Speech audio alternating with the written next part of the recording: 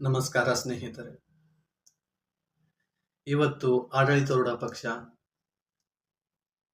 ಏನ್ ಮಾಡ್ತಾ ಇದೆ, ಯಾರ ಪರವಾಗಿ ಕೆಲಸ ಮಾಡ್ತಾ ಇದೆ, ಯಾರ ಲಾಭಗೋಸ್ಕರ ಕೆಲಸ ಮಾಡ್ತಾ ಇದೆ, ಅಥವಾ ಇವರು ಜನರನ್ನ ಸುರಕ್ಷಿತವಾಗಿ ಇಟ್ಟಿದ್ದಾರಾ, ತಾವಾದರೂ ಸುರಕ್ಷಿತವಾಗಿದ್ದಾರಾ ಅನ್ನೋದು ಒಂದು ಪ್ರಶ್ನೆ. ಅಧಿಕಾರ ಕೈಯಲ್ಲಿ ಸಿಕ್ಕಿದೆ ಅಂದ ತಕ್ಷಣ ಯಾರನ್ನ ಬೇಕಾದರೂ ವಜಾ ಮಾಡುವುದು, ಯಾರನ್ನ ಬೇಕಾದರೂ ಅಧಿಕಾರದಲ್ಲಿ ತರುವುದು ಈಗಿನ ಸರ್ಕಾರದ ರೂಢಿ ಪದ್ಧತಿಯಾಗಿದೆ.